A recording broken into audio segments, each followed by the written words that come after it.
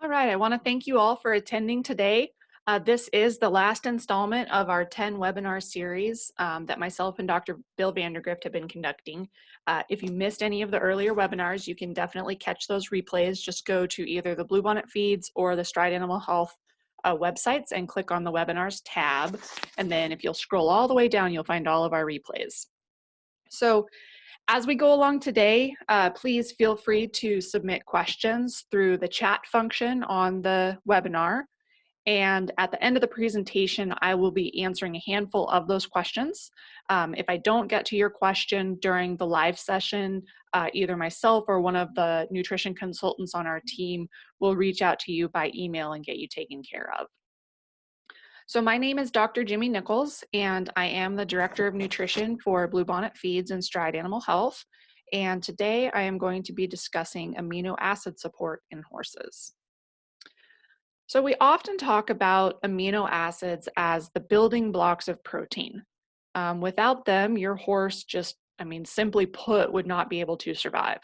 Okay, there are hundreds of amino acids that are actually present on Earth, but only about 22 of them function within the horse's body. So amino acids form the majority of the proteins that are found within your horse's body. They're going to account for roughly 90% of your horse's tendon, hair, hoof, and skin tissue, about 30% of your horse's bone, and about 73% of his muscle tissue. So, what are amino acids? Now, fair warning, it might feel like you are sitting in a biochemistry class for just a minute here, but I promise it's not going to last long, so just bear with me. All right, every amino acid has 5 basic parts. First, a central carbon atom. Secondly, a hydrogen atom. Thirdly, an amino acid group, which consists of a nitrogen atom and then 2 hydrogen atoms. The fourth component is a carboxyl group, which consists of a carbon atom, 2 oxygen atoms, and 1 hydrogen atom. And then the last is an R group, or a side chain. Okay, so the green box, the amino group, is a little bit more basic or alkaline in pH. Okay, so its alkalinity is about equal to ammonia. At the opposite end, you have the carboxyl group, or the yellow box here, which is a little more acidic. Okay, so this would be more similar to like citric acid. So the part that makes the amino acid an individual is the chemical R group, which is this red box. So the R group is oftentimes referred to as the individualizing group, and that's because that is what gives the amino acid its unique identity. Okay, so the carboxyl and the amino groups, so the head, think of those as the head and the tail ends, basically neutralize one another. And if the R group is neutral, then that makes the entire amino acid neutral. However, if that individualizing group or the R group side chain is alkaline, then the amino acid is going to be alkaline or more basic. And then, yeah, you guessed it. Okay, if the R group is acidic, then the amino acid itself is going to be acidic. So most of the side chains are going to be made up of various combinations of hydrogen, carbon, and oxygen atoms. But some amino acids also will have sulfur or nitrogen atoms in their R groups. So this is an example of what an amino acid would look like if you were to draw out its R group. Okay, so this particular amino acid is methionine. All right, that's as deep as we're going to go from a biochemistry standpoint, so you can relax now. So amino acids are really good at linking or joining together and making chains. Okay, this is because they all have those interchangeable ends. All right, they all have a carboxyl group on one end and an amino group on the other end. So they can easily link together, and then the linking can actually be repeated over and over and over. Okay. So looking at the blocks in this picture, we can see that there are different shapes and there are different colors, but they all have the same head and tail end, so you can link them together really in any combination that you like, and you can link them for as long as you want. So peptides are chains of two or more amino acids linked together, okay? Polypeptides are long chains of amino acids, so typically 50 or more amino acids linked together. And then proteins are formed by linking one or more polypeptides together. Okay, so simply stated, proteins are just long chains of amino acids. So if you look at this picture, the blocks at the top that are just sitting there individually, the red and the yellows, those would be your individual amino acids. Now the links, the chains of 4 that are laying in front of those would be your peptides, okay? Because there's more than 2, but there's less than 50 of them together. Now, if we were to link a whole bunch of those peptides all together to where we got to 50 or more total amino acids, then we would have a polypeptide. Okay, and then if you take that polypeptide and link it to another polypeptide, then you start to have proteins. Okay. Now, I feel like using the word protein can actually cause a little bit of confusion for some people. So when most people hear the word protein, I think they go one of two ways. They think of a high protein food that they might eat themselves, or they think of crude protein, which is guaranteed on animal feed tags. Okay, so it's important to understand that crude protein is simply a mathematical equation. Okay, it's just the number that you get when you multiply nitrogen times 6.25. Okay, it's not a real measure of actual amino acid content. For example, you could dump urea, okay, which is 40% or 46% nitrogen, okay? You could dump that into a feed, which would then push that crude protein way up. But because again, crude protein is just nitrogen times 6.25, okay? So that's going to make for a really high protein feed, but it's not going to make a drop of difference in the actual amino acid profile. So that's why it's really important to not rely simply on crude protein alone on a feed tag. You need to actually look at the amino acids that are listed and guaranteed under that guaranteed analysis. So on this particular feed tag, this example shows a guarantee for 3 amino acids. So lysine, methionine, and threonine. When I say that amino acids are the building blocks of protein, okay, we mean all of the things within the body that are made up of peptides and polypeptides. Okay, so that encompasses the skin, the hair, blood cells, eye membranes, muscles, hormones, the nervous system, and the list goes on, right? So I have an example that will hopefully help you wrap your mind around the difference between amino acids, peptides, polypeptides, and proteins. So think of these letters as amino acids, all right? So we've got the letters S, E, J, A, N, R, I, and D listed on the screen. Okay, they don't seem all that spectacular by themselves, right? But imagine these as just individual amino acids. When you link a few of them together, they start to become a little more interesting. So we've linked these amino acids together, and now we have the words C, Jane, ride. Okay, think of that as being a peptide. Then, if you were to link more than 50 of those amino acids together, you would have a polypeptide.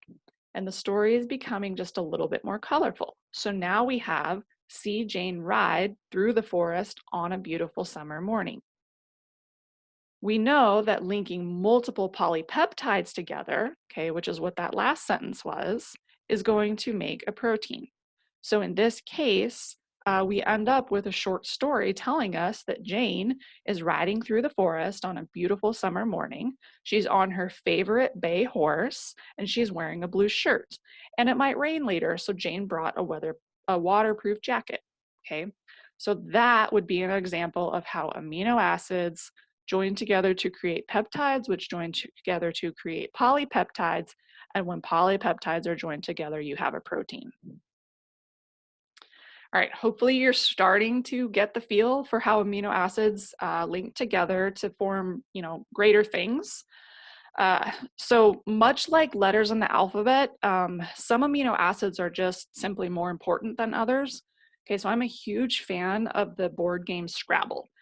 If you have ever played Scrabble, you know that you can make a lot more words with the letter A than you can with the letter Q, right? The reason A is so valuable is the fact that it's a vowel, okay? And you must have vowels in order to form words. So in Scrabble, if you don't have any vowels on your tile rack and there are no vowels available on the board for you to use, I mean, you're pretty much sitting there stuck, right? There's not much you can do. Well, vowels in the alphabet are a lot like essential amino acids in the diet, okay? Essential amino acids are those certain amino acids that a horse must consume from their food in order for their body to function properly. All right, here's another example to hopefully help drive home this point. So consider each of these letters as an amino acid. Okay, so just like in our previous example, it's easy to see that there are letters or a bunch of amino acids there, but it's a little bit tough to decode this actual message. Okay, this is what happens to the body when the diet is deficient in any of the essential amino acids. Okay, the body is trying really hard to build a polypeptide in order to make, say, hemoglobin in the blood, but it just simply doesn't have all of the tools necessary to get that job done. So let's see what happens when we add the vowel A back into the sentence. Okay, this would be like supplementing the diet with one of the essential amino acids that we were missing before. Okay, it's better, but we're still missing some of our building blocks. So next, I'll add the vowel E, okay? This would be relative to adding another essential amino acid to the diet that was missing before. So the message is starting to come into focus, but it still just is not quite there. So it's not until we provide all of the vowels that we can say with 100% certainty what this message is. Okay, so in a basic sense, this is how essential amino acids apply to the equine diet. All right, so if you miss out on even one essential amino acid, it can have an impact on whether or not your horse reaches peak performance or has the chance to express his maximum genetic capability. So as I mentioned at the beginning of the presentation, there are 22 amino acids. Only 10 of them are considered essential. So if any of you have ever had the pleasure of sitting through an animal science feeds and feeding course, or even a human nutrition course, you're probably very familiar with Private Tim Hall. Okay, this is an acronym that's commonly used by students to help remember the 10 essential amino acids. So private stands for phenylalanine, valine, and threonine. TIM stands for tryptophan, isoleucine, and methionine. And then Hall stands for histidine, arginine, leucine, and lysine. Okay, so those are the 10 essential amino acids. The horse must obtain those from the diet. Okay, that means they can only get them through hay, grain, or supplements. Okay, they can't make them on their own. So the most important of these is lysine. We call lysine the first limiting amino acid because if you don't have enough lysine in the diet, it's kind of like trying to write a novel without using the letter A. Okay, it's just not possible. So when it comes to the diet and then digestion of food, there are unique enzymes in the digestive tract that function to denature or break down protein chains and basically release those amino acids so that they can be absorbed by the body. So in this simplified picture, you can kind of think of it like a string of beads. The body has to cut each bead apart in order for those amino acids to be utilized. So in this diagram, it shows the process in just a little bit more detail of what's really going on. So first, proteins are denatured by proteolytic enzymes within the lumen or the intestine, okay? Then some of those amino acids are released immediately and moved into the intestinal cell. However, there are still going to be some peptides present that need a little bit further denaturing or a little bit more breaking down. Okay, so this is where the aminopeptidases come in, Okay, so these are enzymes that are really good at helping the body break apart those amino acid chains. From there, specific transporters are going to move amino acids and di and tripeptides into the intestinal cells. Okay, and then from there, the free amino acids are released into the blood and can then be used by the tissues within the body. So at this point, I hope that it is becoming a little bit more clear, or very clear. I hope that the body needs amino acids. Okay, so what happens if the body does not get adequate amounts, or if it doesn't get the correct ratios? So amino acid deficiency can result in a host of issues that I'm going to walk through. So one is decreased immunity. Okay, so amino acids play a critical role in the immune response because they basically play a role in a bunch of different areas. So things like activating lymphocytes, natural killer cells, macrophages. Plus, they are just absolutely critical in the production of antibodies, among other things. So research shows that dietary supplementation with amino acids can actually enhance the immune status of the body. Poor gut health is another area where amino acids play a really important role. Okay, so they help support and maintain proper gut functions. They help maintain the mucosal mass and the integrity of the intestinal lining, and they're really good at supporting the growth of the beneficial microorganisms that live within the gut. Okay, so those are all of the good microbes that really live along the entire digestive tract, but we find them in the highest populations in horses in the hind gut. Okay, amino acids are also critical for maintaining the integrity of the gut barrier in order to prevent things like leaky gut syndrome. Okay, and we've got a whole webinar on leaky gut syndrome that you can refer back to. Another place is mental disorders. So research shows that providing amino acids in the diet can help support mental health. Okay, this is because of things like, so the body actually can converts amino acids into neurotransmitters that can help alleviate different mental disorders. All right, so the next time that you're dealing with a horse that is having a hard time maybe focusing or relaxing or paying attention, you might consider that there are specific amino acids that can be highly beneficial for helping these kinds of horses. So in particular, we recommend a product called Engage that was designed to target specific neurotransmitters within the brain. So you basically administer this product 1 to 2 hours before competing, and we've had some really excellent feedback from some very high caliber professional horsemen in a variety of different disciplines. So, I mean, everything from your thoroughbreds to your quarter horses. And in fact, there's actually a really good video of racehorse trainer Larry Jones talking about his experience with Engage and how it really helped save the career of one of his horses. So I definitely encourage you guys to go check that out. Reduced muscle mass and less stamina are also major consequences that can occur through amino acid deficiency. So research shows that dietary amino acid supplementation actually helps stimulate skeletal muscle synthesis. Okay, so in basic terms, that just means that when you add amino acids to the diet, it helps stimulate muscle growth and it increases the muscle mass, especially when you couple that amino acid supplementation with exercise.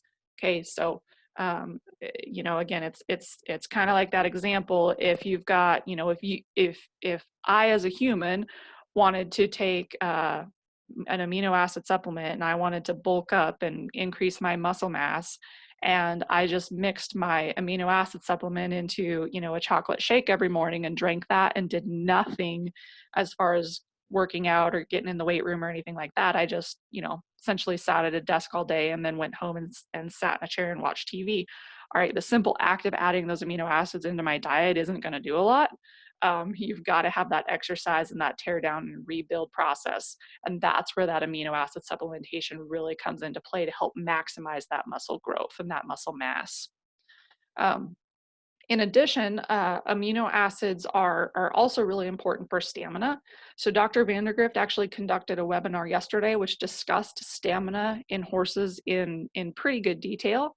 So I recommend that you take a look at that replay if you happen to miss it. Amino acids also impact fertility. Okay, so in a recent study conducted on swine, researchers actually, so they found that supplementing the diet with additional amino acids actually increased sperm concentration, and it increased the total number of sperm cells, and it improved sperm motility, along with increasing the total number of normal sperm themselves. Okay, so in addition, they found that the sows that were inseminated with sperm from these amino acid supplemented boars, those sows actually gave birth to more piglets. So, if you are a stallion owner, I mean, the simple act of providing additional amino acid supplements into the diet could certainly play a role in improving that sperm quality and the fertilization capacity of your studs. So, consider this is just a short list of the consequences that can occur with amino acid deficiency. So I'm sure, I mean, obviously we could spend hours detailing out everything if we really wanted to, but these are the 5 areas that I felt were, most important to horse owners. So, how can you provide amino acids? We have a product called Competitive Edge, which provides all of the essential amino acids.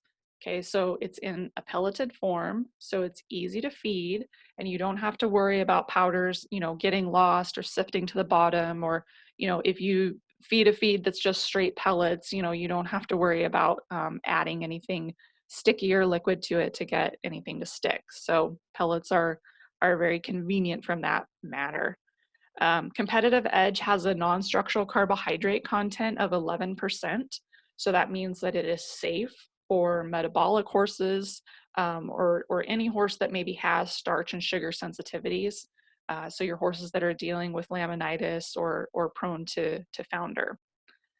In addition, it's going to contain vitamin E and vitamin C because we know that horses in need of this supplement are likely under a lot of stress. Therefore, they can benefit from a little additional antioxidant support. Competitive Edge does include some pre and probiotics, and it also contains yucca extract. So, yucca is very helpful at controlling the ammonia levels. So, not only in the digestive tract, but also in the air. So, essentially, what it does is it ties up the ammonia that occurs from having excess crude protein or excess nitrogen in the diet. Okay, so that excess ammonia in the intestines can actually damage the intestinal lining inside of the horse. And so by having yucca in the diet naturally, it helps kind of bind some of that extra ammonia so that you don't have that damage to the intestinal lining. And then yucca also helps control the aerial ammonia levels in the stalls so that horses are not, breathing in such high levels of ammonia on a daily basis. So research actually shows that the form of yucca that we use in this product can control up to 40% of the ammonia in the air. So this is important because horses that breathe in excessive amounts of ammonia on a routine basis are actually predisposed to develop different types of airway conditions, and it can actually lead to lung damage. And then just as a side note, this is the same yucca that's actually included in all of the Intensify feeds from Bluebonnet Feeds.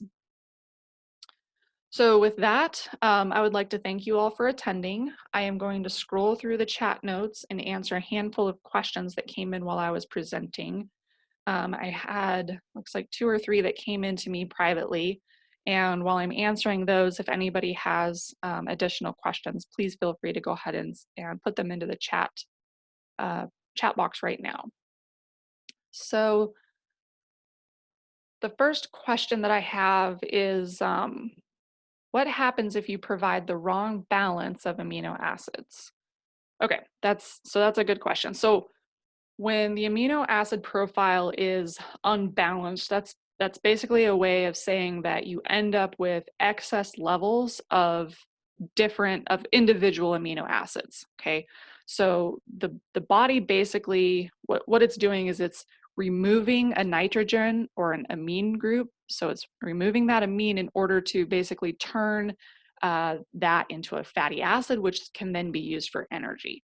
Now, that is a really, really inefficient process that actually can cause problems for the horse. So when I say problems, by doing that inefficient process, it's basically creating a lot of metabolic heat for the horse, which in turn can actually cause them to sweat excessively. It can that in itself is going to cause them to lose more electrolytes and water than normal.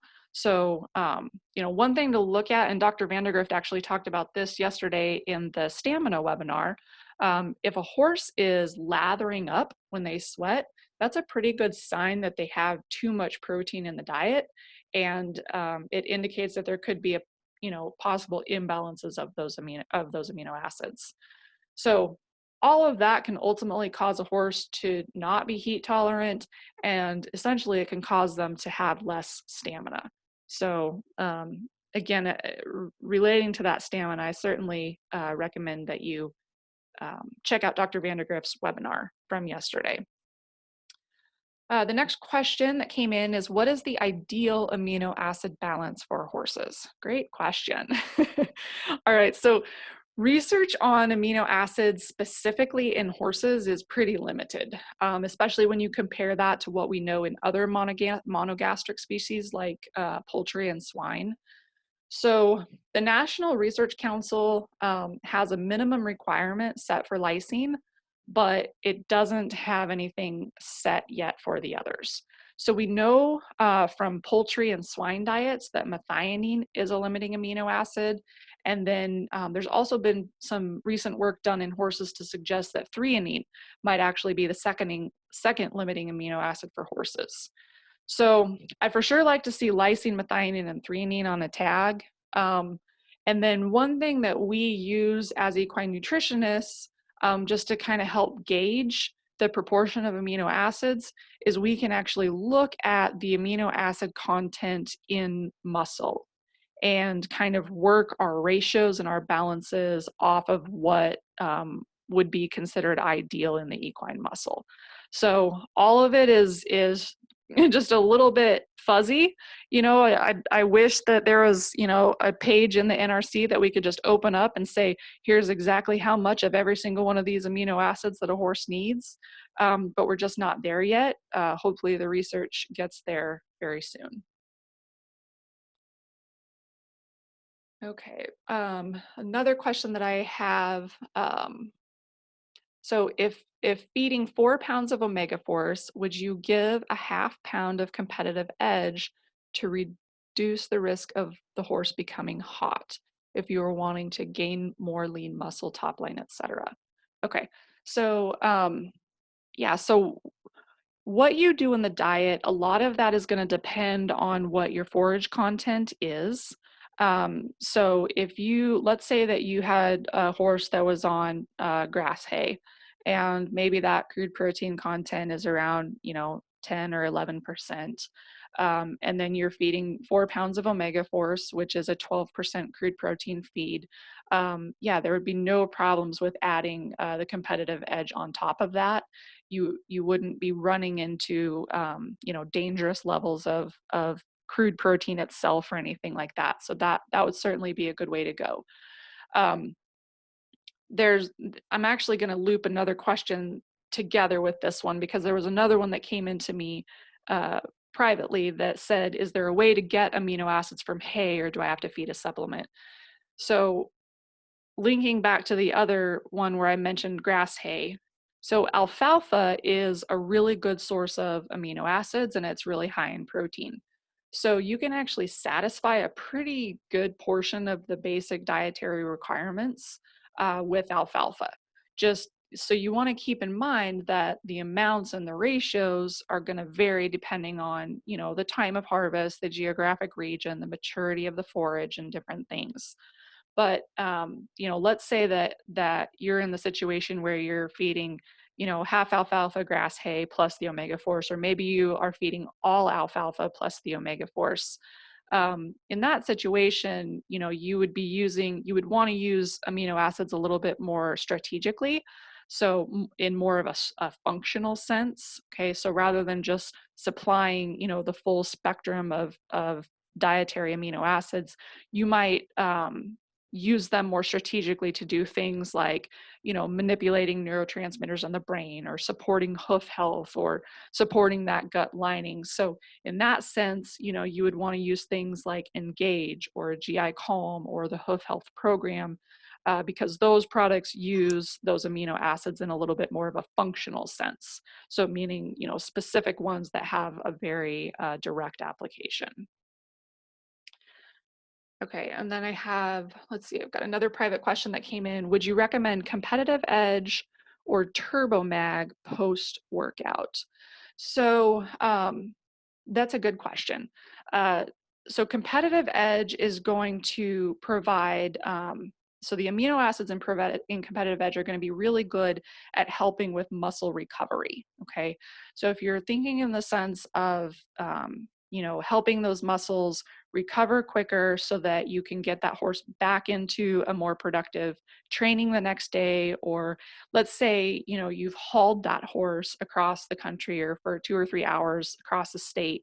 I think sometimes people forget that hauling a horse can that is work. Okay, those horses have to stabilize and engage their muscles in their body the entire time that they're in the trailer. Okay, so hauling them in the trailer is essentially like giving them, a 2 or 3 hour workout, right?